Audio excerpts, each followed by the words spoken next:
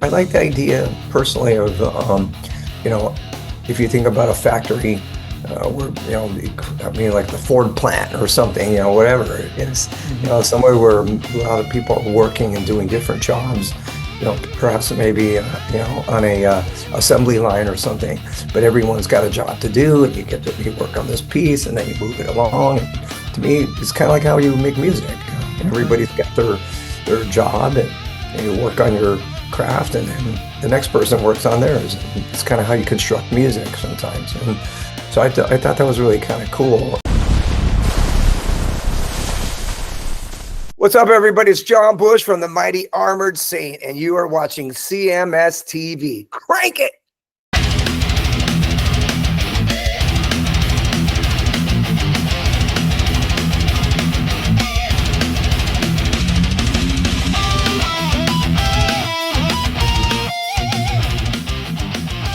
It is Chris Aiken Presents, and I, of course, am Chris Aiken, and today on the show, we are going to get emotional. It is the Emotion Factory Reset, coming on May 21st from one of the greatest bands of all time in the history of metal, Armored Saint. And here to speak about that, and the tour that he just did, doing the other band he used to be in, and everything else, is the great John Bush. John, how are you, sir? What's up, buddy? How are you doing, Chris? I'm good, man. It's great to talk to you, and it's great to talk about this new Armored Saint record, Emotion Factory Reset. I'm going to be honest with you. It snuck up on me a little bit. I didn't, I guess the hints were out there. I actually went back and looked, and there was some talk, and even when you and I talked all the way back to Category 7, you had talked about that it wasn't going to be too long before an Armored Saint record came. But this thing just came out of nowhere, man. And wow, what a great record, man. Fantastic work. Well, thank you. It was been 6 years in the making since our last record, Punch in the Sky, which came out in 2000. So we were due. We kind of been averaging putting records out every like 5 years or so, which would be nicer to be releasing them more often. However, what are you going to do? I mean, that's the way that's the way we kind of roll these days. So, right on. Well, John, before we get too far into the record, I do want to go back to the short run of shows that you did doing the Anthrax music, and I don't want to talk too much about it, but I do want to talk about it. My co-host Neely went to the show in Chicago and saw it. Oh, cool. And he took a little video and we watched the video, and it just looked amazing. For you, as the guy that wrote a lot of those lyrics and, worked with the band putting that together, how cathartic was it for you to go out and play those songs again? And did it kick something in you that you want to do more of it? Well, I've been talking about it for a long time, obviously, and yeah, I got tired of talking about it because it was like the boy who cried wolf kind of thing. So it was cool to finally put it together and play at least 3 shows. And what was really rewarding, actually, I think the most part is really the fan response. People kind of got emotional about it, which was really cool. It just shows that those records and that particular time in Anthrax really mattered to them. So it was a lot of fun. It was cool to get out there and the C7 guys were my band, and those guys are such amazing musicians. And it was fun to kind of mess around with the set. I changed it a little bit here and there between the 3 shows, not too much, but a little bit.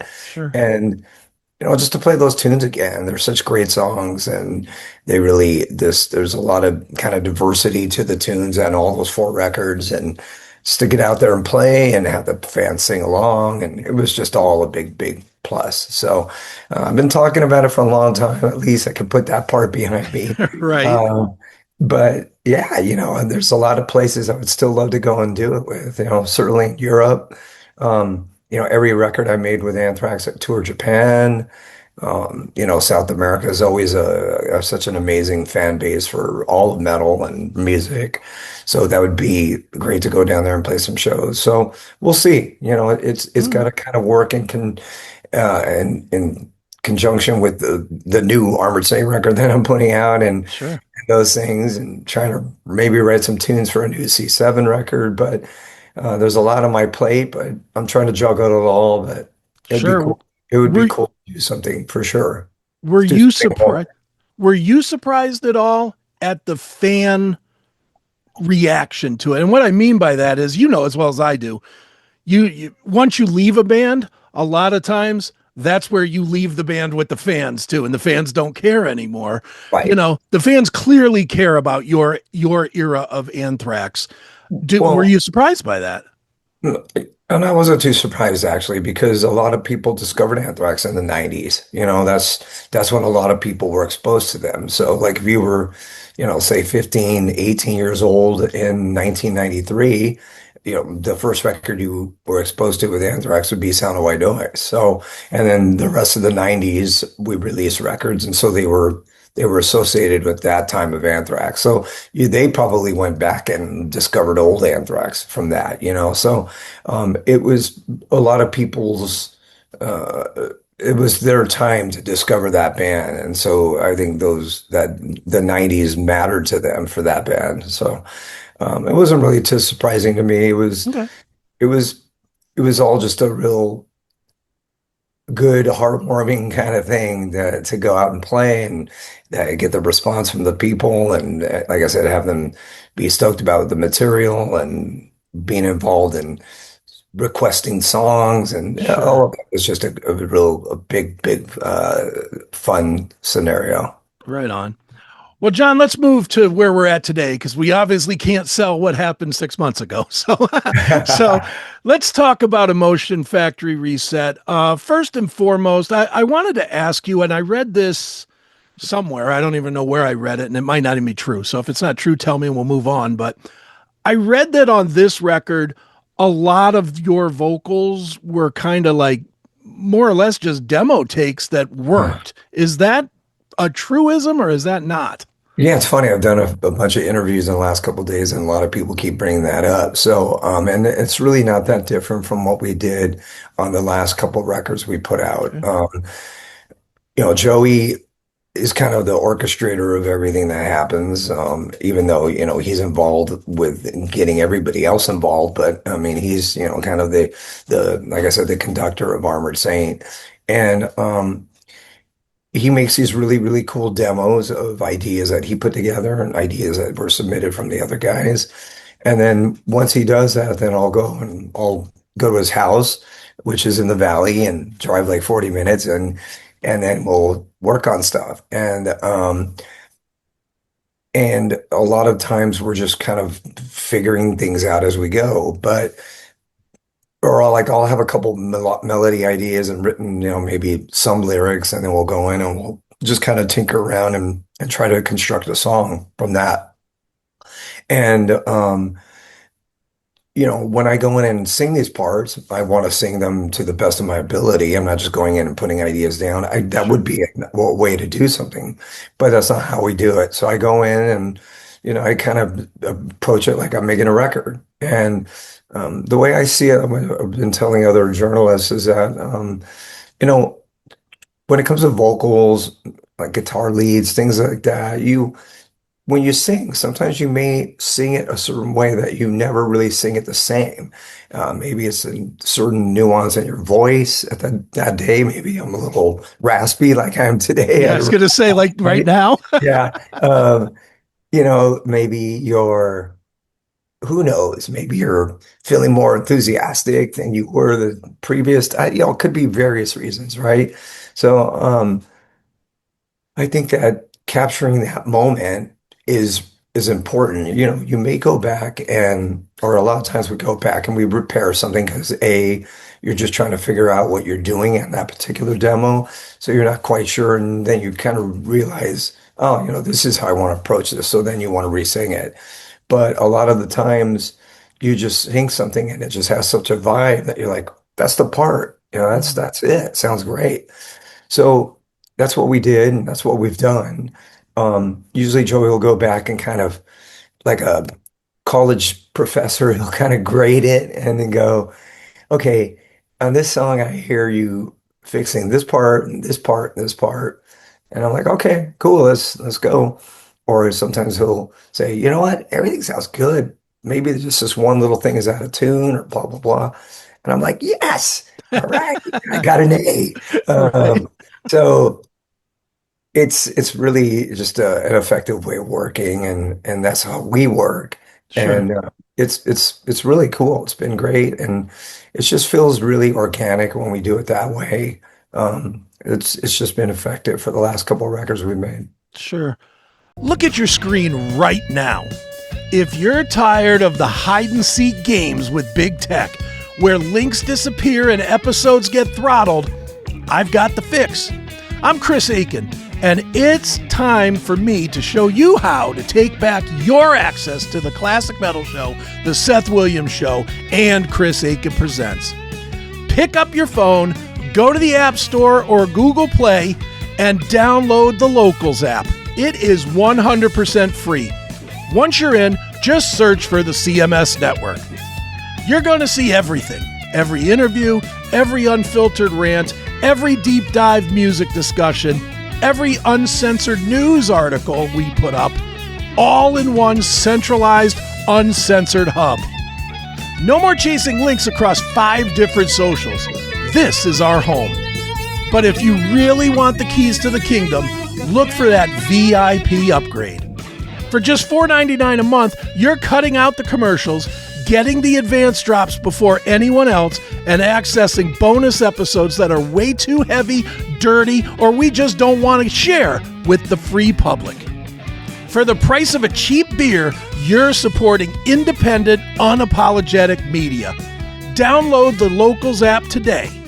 Get some CMS wherever you are. And if you're a real one, join the VIP squad at classicmetalshow.locals.com. The Classic Metal Show and the CMS Network. It's uncensored. It's unapologetic. We will see you there. John, let me ask you, this is kind of a personal question about you and Joey, so, take that for whatever it is. But I'm curious about you two specifically, and this is no shade on everybody else in the band, but both you and Joey have had success outside of the Armored Saint framework. And a lot of times when that happens, egos get in the way. And for some reason, you guys just don't seem to have that. It seems like you guys have never been, well, I was in King Diamond. Well, I was in Anthrax. It never, at least outwardly, seems like you guys battle your resumes, even with Joey being the producer and you taking direction and, from Joey as far as developing. How have you guys avoided that ego thing that does hit so many musicians? Um, well, it's not always easy. Yeah, sometimes maybe the question of the loyalty to Armored Saint is brought up sometimes, which is not something that needs to be brought up because we've been doing this for so long. Right. It kind of speaks for itself, right? Even if we didn't do any other thing, I mean, we've been pretty much off and on a band for over 40 years, so that says something. But yeah, I mean, look, we have our struggles like any other band does. I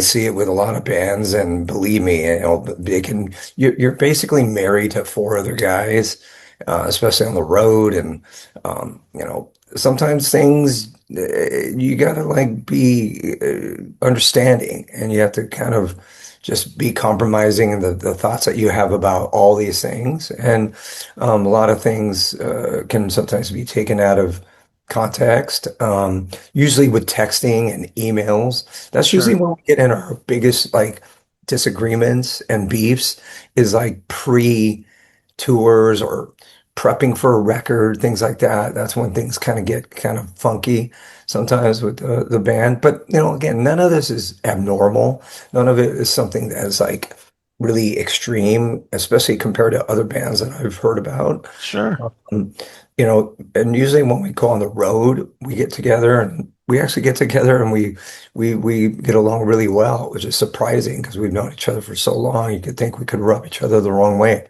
And luckily, when we get on the road, we really don't. It's pretty smooth sailing. So, um, yeah, I think you just sometimes have to like have frank conversations about things, and listen, to other people and see where they're coming from.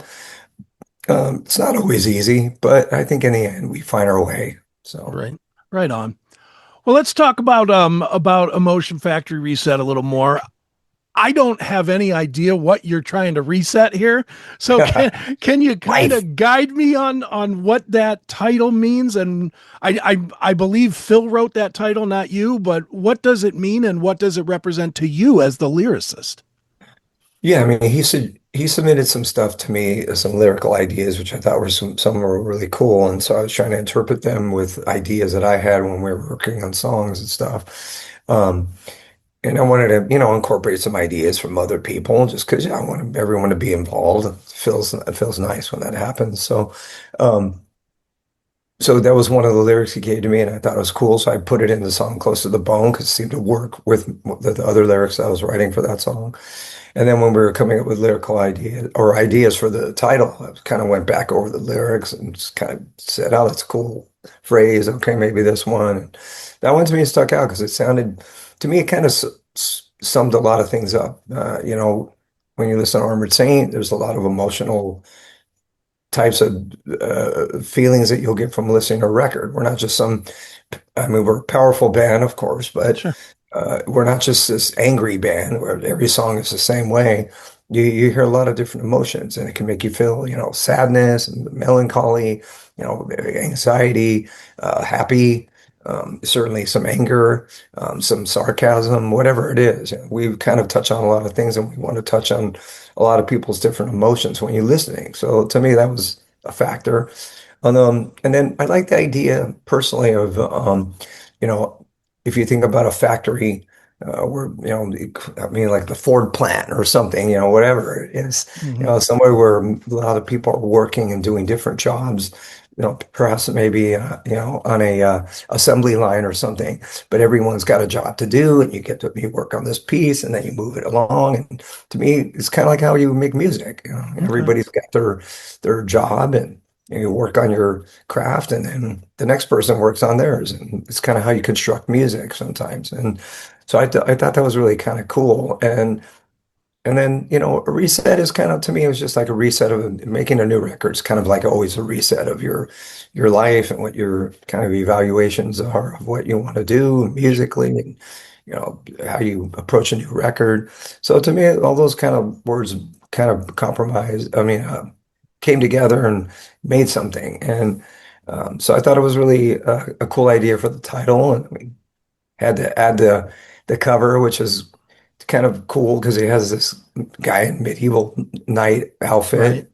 But we didn't want to make it seem like, we're going back to, March of the Saint or Saints Will Sure. Conquer, because we've done that, right? So we wanted to kind of bring this in, but do something a little different with it.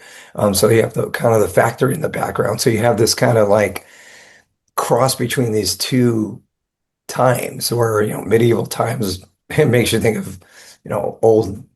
Britain, and, back in the day. And then these factories is kind of the time after the industrial era. So it kind of conflicts a little bit, but at the same time, it looked really cool together, especially for the cover. So I don't know, it's just combining some things. And that's kind of what we do when we make music. We're combining ideas and combining different people's mindset, and combining some lyrical ideas from other people besides just myself. So it's all just a contribution from everybody, which I think is kind of how we've been working, and it makes everyone feel involved and everybody feels connected to the record. So Sure. I'm gonna guess here. Again, tell me if I'm dead wrong, did you but guess right? I'm assuming that a lot of these lyrics are a little bit negative looks at the world. Stuff like bottom feeder, buzzkill, compromise. I mean, there's a lot of that in this. Is that true? And why is it true to where you're writing today? Well, Chris, I don't want to say negative Okay. because I'm not really a negative guy. Sure. Uh, I'm really not, actually. As a matter of fact, when I really think of Armored Saint, I think of this as kind of like a positive band, Sure. especially in contrast to sometimes the metal world can be negative. It can be like, oh, Right. and I mean, don't get me wrong. There's moments I feel that way, without a doubt. But overall, I always kind of felt that we were more of a positive band. Maybe that's why we never really made it. I don't know. But you know, I think that there's always a little bit of sarcasm with Okay. some of the things I say. I want to make people think. I certainly don't want to tell people what to think because that's not my goal. Because I'm not even sure how I feel all the time. My feelings they kind of vary sometimes, and something will happen, and I'll go, oh, well, that makes me feel different than I thought I did regarding the situation. So, at the end of the day. Hey, stop it. Sorry. Um, I think that it's, I think that my objective when it comes to writing lyrics a lot of the time is just to get people to kind of think, and not necessarily to sway their thinking, but get them to think. And, certainly a lot of times when it comes to music and lyrics, I kind of, like I said, sometimes I kind of try to find a sarcastic perspective because humor is important to me. And I Sure. think um, wait till you see the new video that we put out. It's really funny. It's Okay. pretty good. It's taken we're doing something. We're taking it to another level, which is really fun because we had never done something like this. But it will show this kind of humorous element of Armored Saint that a lot of people don't really immediately associate with, but we have it. And so I think it's more that, like I said, I don't want to think of it as negative, but it's impossible not to look at what's happening in the world these days and not see a lot of division, let's Sure. face it. And it's it's I think a lot of times in life it's what we're struggling with and I do the same. I'm not pointing fingers or Sure. going at you guys, but I think we're just struggling with listening. I think that Hmm. and here we are musicians, right? We make music, and what do we want to do with the music we put out? We want people to listen to it, right? Sure. Right. That's what it's for.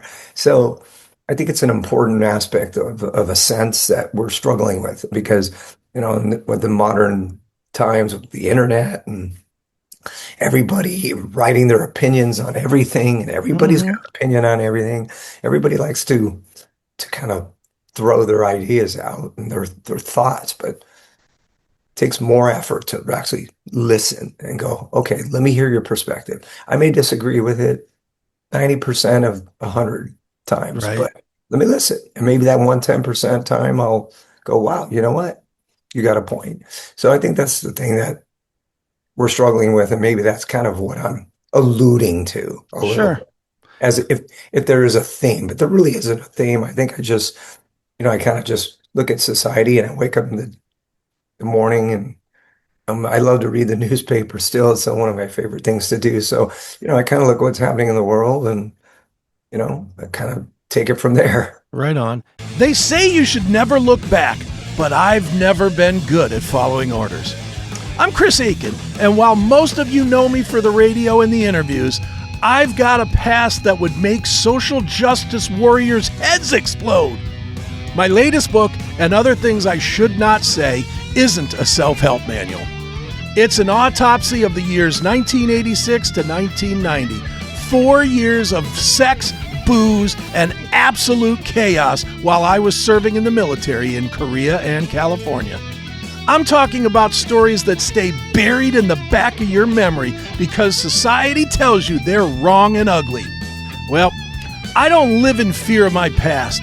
Every filthy, calloused, and ridiculous moment in this book actually happened, and I'm damn proud to share it.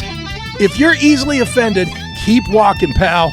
But if you want to see what happens when you pack a lifetime of dangerous living into just 4 years, head over to Amazon.com or just go to the link in the description and grab yourself a copy today. Both middle fingers are up and the truth is right here.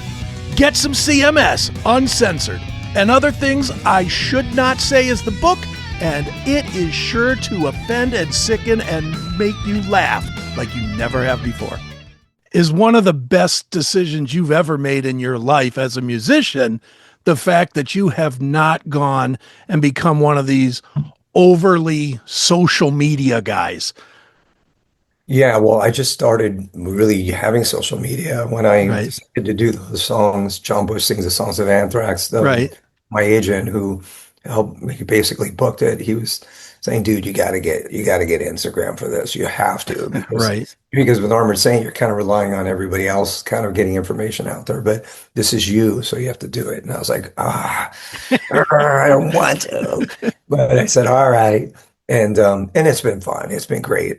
I've had some help with my wife, and she's helped me a little bit, and it's been fun actually. It gives me a chance to kind of interact with people, and it's just it's been cool. I really have enjoyed it, to be honest. But um, all in all, it's not, I don't want it to be like a, all encompassing aspect of my life. It's just Sure. a little thing to kind of be able to acknowledge people and, kind of interact with the fans and post some funny things and maybe some personal things, but not too personal, and, Right. kind of get people out there to hear things that I'm doing musically. And, but I'm certainly not one to use that as a, as a pedestal to kind of view, to express my thoughts on things and Hmm.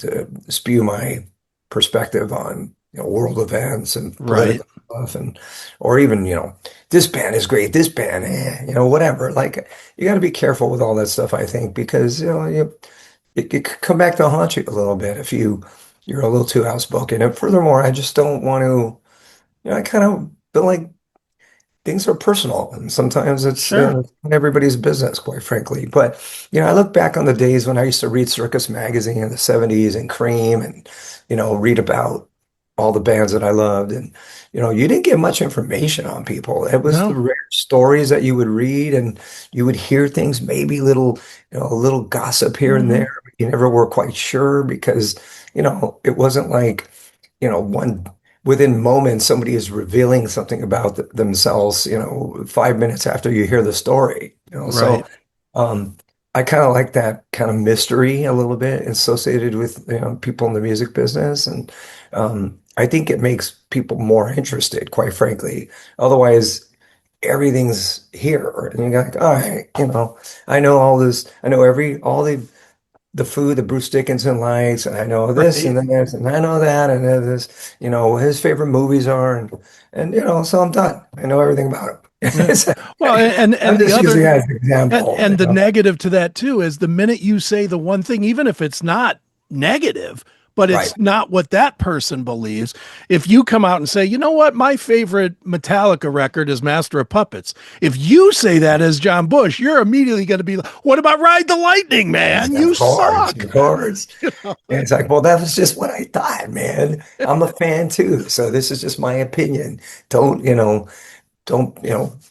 put me in the guillotine for this, Right. just giving you my opinion. But like I said, everybody has their opinion with everything, Hmm. and I didn't realize everybody was so knowledgeable about everything.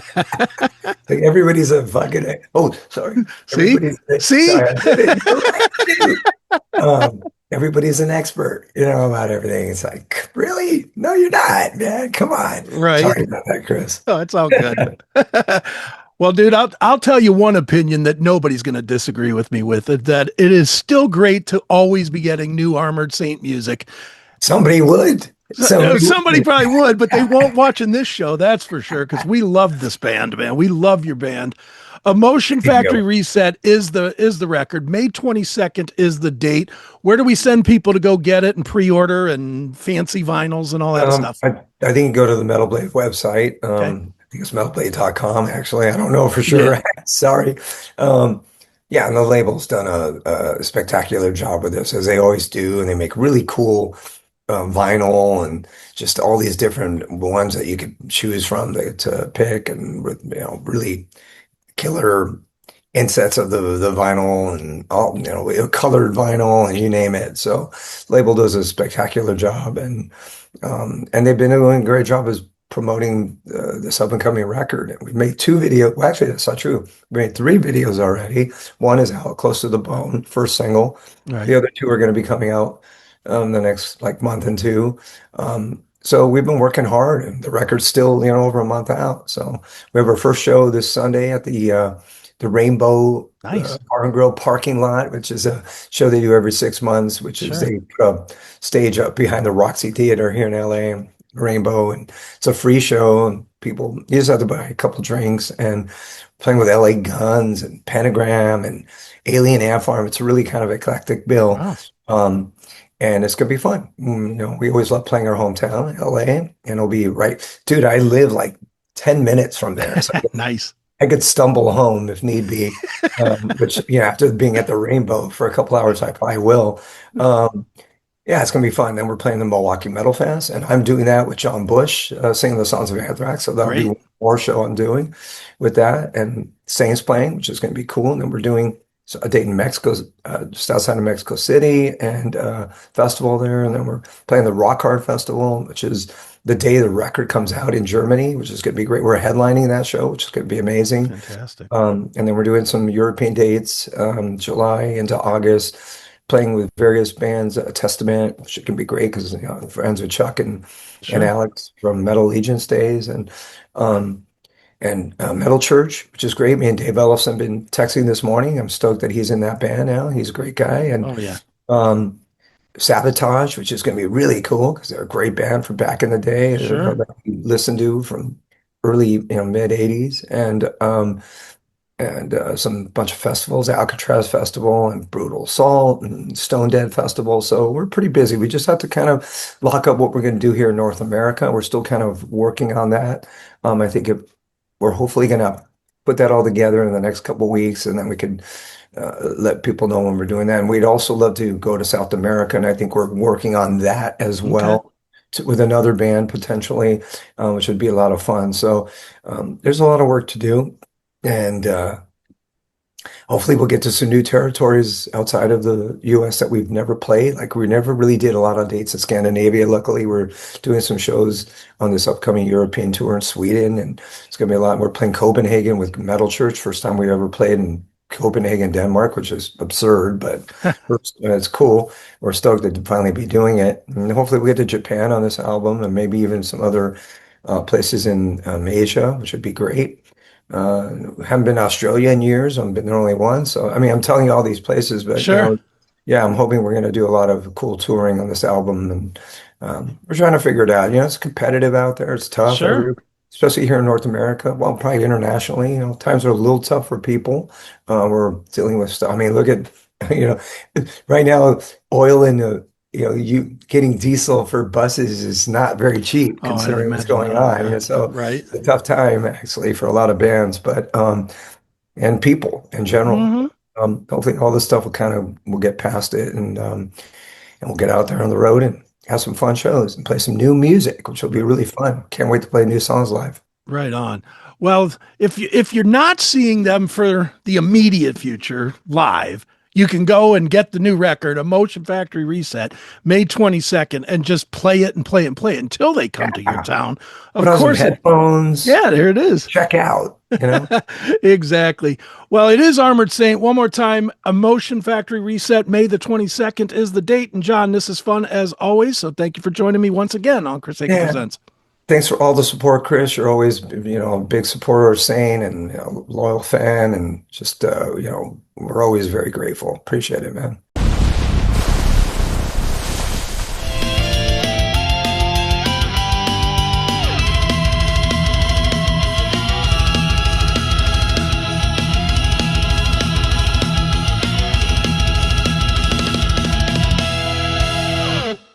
You've heard me grill your favorite rock stars for 30 years on the Classic Metal Show and Chris Aiken Presents. Now it's time to put me to work for you. That's right. I am officially on Cameo, and I'm bringing that same unfiltered, high-octane energy to your personal messages. No fluff, no corporate scripts, just the raw truth. Whether you need to roast a buddy for his terrible taste in music, wish a fellow metalhead a brutal birthday, or get a personalized shout out that actually has some grit, I have got you covered. Stop sending boring cards. Send a message they'll actually remember. Head on over to cameo.com and just do a search for my name, Chris Aiken, A-K-I-N. Let's make something legendary. Get some CMS personalized.